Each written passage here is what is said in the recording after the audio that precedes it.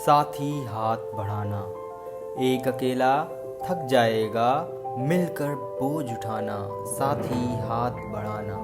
हम मेहनत वालों ने जब भी मिलकर कदम बढ़ाया, सागर ने रास्ता छोड़ा, पर्वत ने शीश झुकाया। फौलादी हैं सीने अपने, फौलादी हैं बाहें, हम चाहें तो चट्टानों में पैदा कर दे राहें। साथी हाथ बढ़ाना।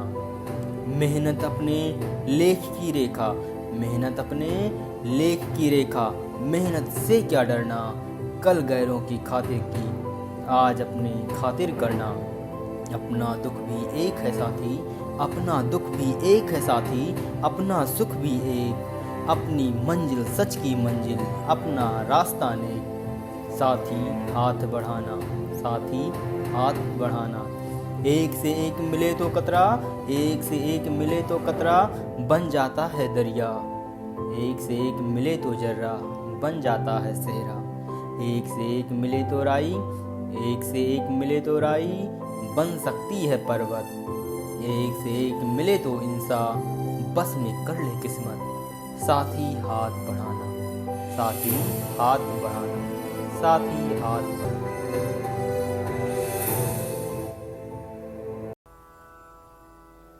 अभी आप सुन रहे थे बाबा के गुरुकुल में साहिर लुधियानवी द्वारा लिखित गीत साथी हाथ बढ़ाना। साहिर लुधियानवी का असली नाम अब्दुल हई साहिर है। उनका जन्म 8 मार्च 1921 में लुधियाना के एक जागीरदार घराने में हुआ था। हालांकि उनके पिता बहुत धनी थे, पर माता पिता के में अलगाव होने के कारण उन्हें माता के साथ रहना पड़ा और गरीबी में गुजारना पड़ा। साहिर की शिक्षा लुधियाना के खालसा हाई स्कूल में हुई। सन 1939 यानी 1939 में जब वे गवर्नमेंट कॉलेज के विद्यार्थी थे, अमृत प्रीतम से उनका प्रेम हुआ, जो कि असफल रहा। कॉलेज के दिनों में वह अपने शेरों के लिए मशहूर हो गए थे और अमृता इनकी प्रशंसक बनी। लेकिन अमृता के घर वालों को ये रास नहीं आया, क्योंकि एक तो साहिर मुस्लिम थे और दूसरे गरीब। बाद में अमृता के पिता के कहने पर उन्हें कॉलेज से निकाल दिया गया। जीविका चलाने के लिए उन्होंने तरह तरह की छोटी मोटी नौकरियां की। अब हम इस कविता के अर्थ को यानी व्याख्या को जान लेते हैं। इस कविता में कवि ने बताया है, एक अकेला काम करते करते थक जाएगा, इसलिए भारत के निर्माण में सभी को हिस्सेदार बनने के लिए कहा है। ठीक है। भारतीयों का हौसला अफजाई करने के लिए कवि ने बताया है कि जब भी लोगों ने एकता के साथ काम किया, तब समुद्र ने अपना रास्ता छोड़ मदद की है तथा पर्वत ने भी उनके सामने अपना सिर झुकाकर उन्हें जगह दी है। कवि के अनुसार हमारी बाहें और सीने फौलाद से बने हैं। फौलाद मतलब होता है इस्पात यानी स्टील, जिससे हम मुश्किल काम कर सकने की क्षमता रखते हैं। कवि ने याद दिलाते हुए कहा है कि हमने पहले गैरों की खातिर यानी ब्रिटिश यानी अंग्रेजों के लिए काम किया है और आज हमें खुद आज़ाद भारत का निर्माण करना है। ठीक है। अपने आज़ाद भारत का निर्माण स्वयं करना है। ठीक है। मिलजुल के करना है। कवि ने इस बात का संदेश दिया है। ठीक है। कवि ने सुख दुख को लोगों का साथी बताया है। ठीक है। क्योंकि सुख और दुख जिंदगी के दो पहलू हैं, ये हमेशा आते जाते रहते हैं। चूँकि इनका क्रम जीवन में हमेशा चलता रहता है, हमें दुख में घबराना नहीं चाहिए, वहीं सुख में ज़्यादा उत्साहित भी नहीं होना चाहिए। ठीक है। इसका मतलब यह हुआ कि हमें बैलेंस बना के रखना चाहिए और अपनी मंजिल की ओर सदा कदम बढ़ाते रहना चाहिए। ठीक है। हमें जो भी मंजिल है, मतलब भारत का निर्माण यहाँ पे मंजिल है, तो हमें सदा उसी की तरफ बढ़ते रहना चाहिए। कवि ने एकता की ताकत को स्पष्ट करते हुए बताया है कि एक एक बूंद के मिलने से दरिया जो बनता है। ठीक है। जो जब एक एक बूंद मिलती है तो दरिया बन जाता है, यानी नदी सागर। ठीक है। और छोटे छोटे अंशों को मिलाकर सहरा यानी रेगिस्तान का निर्माण होता है। छोटे राई के दानों से पर्वत बन जाता है। उसी प्रकार अगर हर व्यक्ति एक दूसरे से मिलकर काम करे तो किस्मत को भी पलटकर उसे सुनहरा रूप दिया जा सकता है। ठीक है, इसीलिए हमें मिलजुल कर काम करना चाहिए। तो हमें कवि ने क्या संदेश दिया है कि हमें मिलजुल कर काम करना चाहिए इस कविता में। ठीक है, तो यहाँ पे कुछ शब्दों को देख लेते हैं।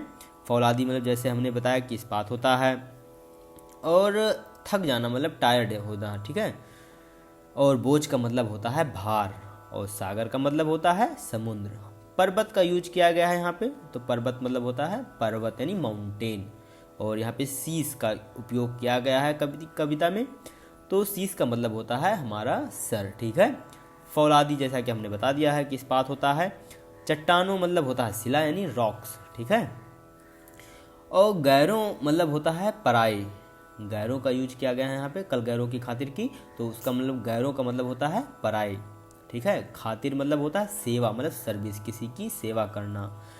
मंजिल मतलब होता है लक्ष्य यानी डेस्टिनी। नेक मतलब होता है अच्छा या भला या भला। ठीक है, कतरा मतलब होता है बूंद, और दरिया मतलब नदी, जर्रा मतलब कण, और सेहरा मतलब रेगिस्तान, जैसा कि हमने बताया है आपको। राई मतलब सरसों होता है, और इंसा मतलब इंसान होता है। किस्मत मतलब यहाँ जैसे यूज किया गया है किस्मत, तो किस्मत मतलब होता है भाग्य, यानी इसको इंग्लिश में कहते हैं फेट। ठीक है, तो अब हम इसके प्रश्न अभ्यास को देख लेते हैं। ठीक है, तो हमारा पहला प्रश्न है, इस गीत की किन पंक्तियों को तुम अपने आसपास की जिंदगी में घटते हुए देख सकते हो। ठीक है, साथी हाथ बढ़ाना, एक अकेला थक जाएगा, मिलकर बोझ उठाना। साथी हाथ बढ़ाना। ठीक है, सागर ने रास्ता छोड़ा, पर्वत ने शीश झुकाया, फौलादी हैं सीने अपने, फौलादी हैं बाहें, हम चाहें तो चट्टानों में पैदा कर दे रहा है। ठीक है, तो इन पंक्तियों को हम देख सकते हैं। आगे देखते हैं प्रश्न नंबर 2, सागर ने रास्ता छोड़ा, पर्वत ने शीश झुकाया, साहिर ने ऐसा क्यों कहा है, मतलब क्यों लिखा है। ठीक है, तो लिखना हमें क्यों कहा है, क्योंकि एक साथ मिलकर काम करने से बड़ी बाधाओं में भी रास्ता निकाला जा सकता है। ठीक है, यानी काम आसान हो जाता है। साहसी व्यक्ति सभी बाधाओं पर आसानी से विजय पा लेता है, क्योंकि एकता और संगठन में शक्ति होती है। ठीक है, जिसके बल पर हम पर्वत और सागर को भी पार कर लेते हैं। ठीक है, तो कवि ने इसी में एक साथ काम करने का ही संदेश दिया है। क्वेश्चन नंबर 3 देख लेते हैं अपना।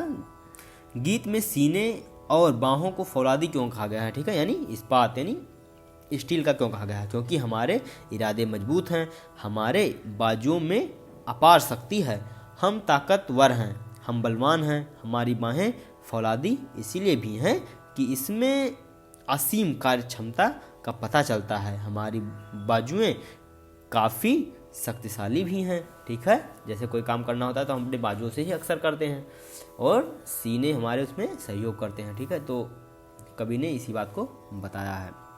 आगे देख लेते हैं गीत से आगे का पहला प्रश्न देख लेते हैं क्या है। अपने आसपास तुम किसे साथी मानते हो और क्यों? इससे मिलते जुलते कुछ और शब्द खोजकर लिखो। ठीक है, तो आप किसे मानते हैं? जैसे हमारे माता पिता, भाई बहन, मित्र, सहपाठी, शिक्षक, पड़ोसी, ये सभी हमारे साथी हैं, क्योंकि ये सब हमें किसी न किसी रूप में सहयोग करते हैं। साथी से मिलते जुलते कुछ शब्द सहायक, सखा, संगी, सहचर, शुभचिंतक, मित्र, मीत आदि भी होते हैं। ठीक है, इसी प्रकार आप कुछ और शब्द बताना कि साथी से मिलते जुलते कौन से शब्द हैं। ठीक है, और हमें ये भी बताना कि आप अपना साथी किसे मानते हैं और क्यों, कमेंट बॉक्स में ज़रूर बताना। हम इसका अगला प्रश्न देख लेते हैं। अपना दुख भी एक है साथी, अपना सुख भी एक। कक्षा, मोहल्ला और गांव, शहर के किस किस तरह के साथियों के बीच में इस वाक्य की सच्चाई महसूस होती है और क्यों होती है? ठीक है, तो कुछ बातों के संबंध में हम अपने साथियों से जुड़े होते हैं। इस मामलों में हमारी सोच एक जैसी होती है और हमारे सुख दुख भी, अनुभूति भी एक होती है। उदाहरण के लिए पानी, बिजली, ठीक है, की कमी, ट्रैफिक जैसे रोज़मर्रा की मुश्किलों से जब हमारा सामना होता है तो हमें हमारे दुख एक से लगते हैं। ठीक है, वहीं दूसरी ओर कुछ मामलों में जैसे त्यौहार होते हैं, ठीक है, तो उसमें हमारा सुख भी एक जैसा ही लगता है, ठीक है। तो हम आगे बढ़ते हैं, क्वेश्चन नंबर 3 देख लेते हैं। इस गीत को तुम किस माहौल में गुनगुना सकते हो, ठीक है, तो आप इस गाने को किस माहौल में गुनगुना सकते हैं, तो स्वतंत्रता दिवस, गणतंत्र दिवस या किसी संगठन की स्थापना के अवसर पर गा सकते हैं इसे, ठीक है। खेल के मैदान में यह गीत खिलाड़ियों में जोश पैदा कर सकता है, ठीक है, तो ये एकता का संदेश जहाँ पे भी देना हो वहाँ पे गुनगुना सकते हैं, ठीक है। क्वेश्चन नंबर 4 देख लेते हैं। एक अकेला थक जाएगा मिलकर बोझ उठाना, ठीक है, तो इसका का है, तुम अपने घर में इस बात का ध्यान कैसे रख सकते हो, ठीक है, तो कैसे रख सकते हो, अगर कोई काम कर रहा है, अकेले कर रहा है, तो उसका हेल्प करके आप इसे कर सकते हैं। जैसे आपकी मम्मी पानी ला रही हैं, खाना भी बना रही हैं, तो आप मम्मी के इस काम में पानी ला सकते हैं खाना बनाने के लिए, ठीक है, तो इस प्रकार आप सहयोग कर सकते हैं और इसी प्रकार और भी सहयोग कर सकते हैं। खा देख लेते हैं क्या है, पापा के काम और माँ के काम क्या क्या है, ठीक है, आपके पापा क्या क्या काम करते हैं और आपकी माँ क्या क्या काम करती है, इसे कमेंट बॉक्स में आप जरूर ही लिखना, ठीक है, कि आपकी मम्मी का क्या काम है, आपके पापा का काम है। तो आपकी मम्मी खाना बनाती हैं घर में या आपके पापा खाना बनाते हैं, ऑफिस कौन जाता है, आपकी मम्मी जाती हैं या पापा जाती हैं, ठीक है, ये आप सब लोगों के लिए कंपलसरी है कि कमेंट बॉक्स में लिखना ही लिखना है, ठीक है। तो क्या वह एक दूसरे का हाथ बटाते हैं, तो इसमें गा जो है ये है कि क्या आपकी मम्मी और पापा एक दूसरे का हाथ बटाते हैं, मतलब पापा ने रोटी बना लिया, मम्मी कभी ऑफिस चली गई या फिर उनके किसी कार्य में जो भी काम है उनका, क्या एक दूसरे का हाथ बटाते हैं कि नहीं बटाते हैं, ठीक है, तो ये आप स्वयं ही लिख सकते हैं। हम अपना 5वां प्रश्न देख लेते हैं। यदि तुमने नया दौर फिल्म देखा है तो बताओ कि यह गीत फिल्म में कहानी के किस मोड़ पर आता है। यदि तुमने फिल्म नहीं देखा है तो फिल्म देखो और बताओ, ठीक है, तो आपको क्या करना है, अगर देखा है तो देखना, गाना बताना है कि कहाँ पे है, और नहीं देखा है तो फिल्म को जरूर देखना है, ठीक है। तो मैं आपको बता दे रहा हूँ कि ये कहाँ आता है, ठीक है। नया दौर फिल्म में जब कच्ची सड़क को पक्का करने के लिए सब मिलकर जुलकर काम करते हैं तब यह गीत आता है, ठीक है। यह गीत उनके सहयोग, उत्साह और जोश को प्रदर्शित करता है, ठीक है। तो हम कहावतों की दुनिया के पहले प्रश्न को देख लेते हैं। पहला क्या है इसमें, अकेला चना भार नहीं फोड़ सकता, और दूसरा क्या है, एक और एक मिलकर 11 होते हैं। तो हम देख लेते हैं प्रश्न क्या पूछ रहा है। ऊपर लिखी कहावतों का अर्थ गीत की किन पंक्तियों से मिलता जुलता है, ठीक है, तो हमें बताना है कि गीत की किन पंक्तियों से मिलता जुलता है। तो पहला देख लेते हैं, एक अकेला थक जाएगा मिलकर बोझ उठाना, इस पंक्ति से मिलता है।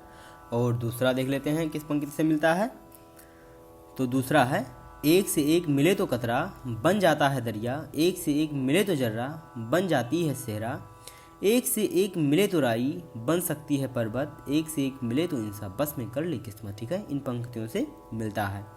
अब हम प्रश्न के दूसरे पार्ट यानी खा को देख लेते हैं, इसका मुहावरों में वाक्य प्रयोग करके, ठीक है। तो पहला है, अकेला चना भार नहीं फोड़ता, ठीक है, भले ही तुम बलवान और बहादुर हो पर अकेले दुश्मनों को सामना नहीं कर सकते, तुम्हें पता है कि अकेला चना भार नहीं फोड़ता, ठीक है। तो इस प्रकार वाक्य में प्रयोग आप कर सकते हैं और आप भी कुछ और भी लिख सकते हैं। एक और 11 होते हैं, ठीक है, अगर हम मिलकर युद्ध करें तो हमारी विजय निश्चित है, आखिर एक और एक 11 होते हैं, ठीक है। इसके दूसरे प्रश्न को देख लेते हैं। नीचे हाथ से संबंधित कुछ मुहावरे दिए गए हैं, ठीक है, इनके अर्थ समझो और प्रत्येक मुहावरों से वाक्य बनाओ, ठीक है। तो हम देख लेते हैं।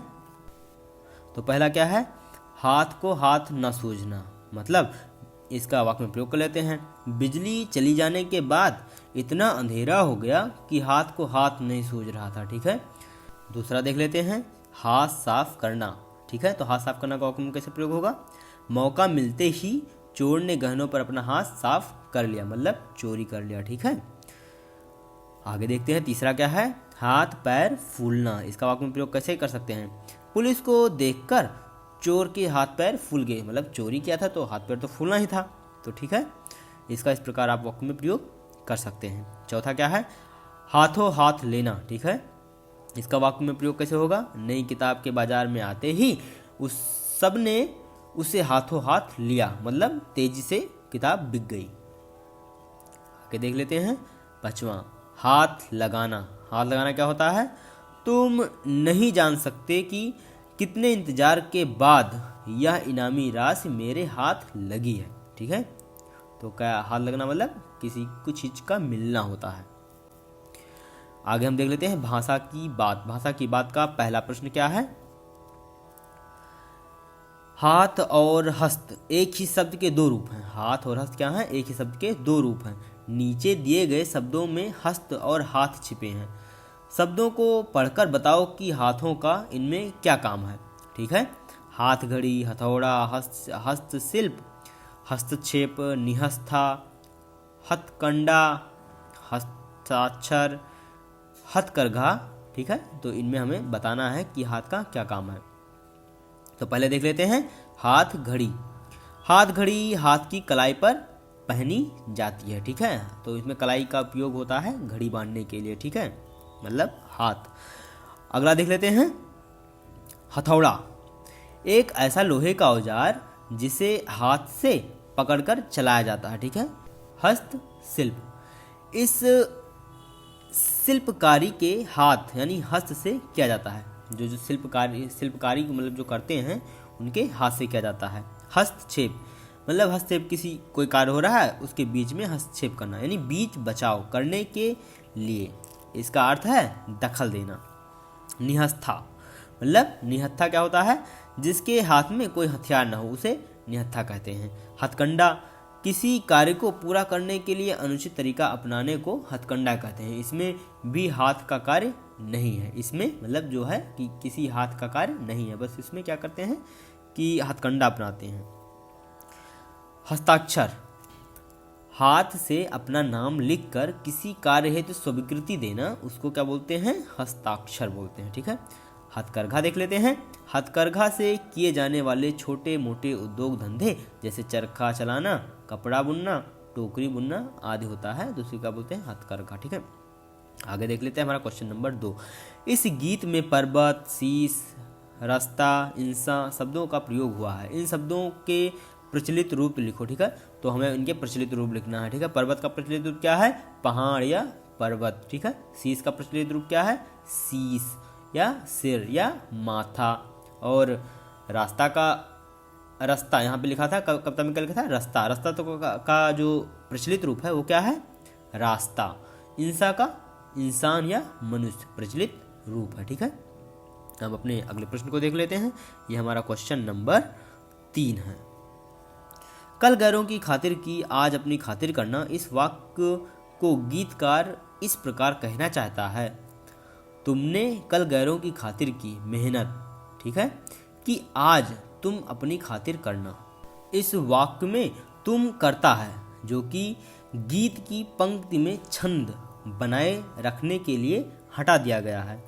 उपयुक्त पंक्ति में रेखांकित शब्द अपनी का प्रयोग करता तुम के लिए हो रहा है, इसीलिए यह सर्वनाम है। ऐसे सर्वनाम जो अपने आप के बारे में बताएं निजवाचक सर्वनाम कहलाते हैं। तो क्या होते हैं वो? निजवाचक सर्वनाम। निज का अर्थ होता है अपना। ठीक है, निजवाचक सर्वनाम के 3 प्रकार होते हैं जो नीचे वाक्य में रेखांकित हैं। मैं अपने आप या आप घर चली जाऊंगी। ठीक है, बब्बन अपना काम खुद करता है। रघु ने अपने लिए कुछ नहीं खरीदा। अब तुम भी निजवाचक सर्वनाम के निम्नलिखित रूपों का वाक्य में प्रयोग करो। ठीक है, तो इसमें पहला क्या है? अपने को, दूसरा अपने से, तीसरा अपना, चौथा अपने पर, पांचवा क्या है? अपने लिए, और छठवां है आपस में। तो इसका हम कर लेते हैं। पहले का क्या होगा? अपने को, हमें अपने को दुश्मन से बचाना है, मतलब स्वयं को किससे? दुश्मन से बचाना है। ठीक है, अपने पर, अपने पर का क्या होगा? मुझे अपने पर भरोसा, मतलब मुझे खुद पर भरोसा है। ठीक है, अपने से, इसका कैसे होगा? अपने से बड़े व्यक्तियों की बात माननी चाहिए। अपने लिए क्या होगा? हमें अपने लिए कुछ वक्त निकालना चाहिए, मतलब हमें अपने लिए भी कुछ वक्त निकालना चाहिए। अपना, अपना का कैसे होगा? आप इसे अपना ही समझिए। ठीक है, और लास्ट क्या है? आपस में, मतलब आपस में झगड़ा नहीं करना चाहिए। ठीक है, तो यहाँ पर आपका ये चैप्टर समाप्त हुआ। Next chapter in next video.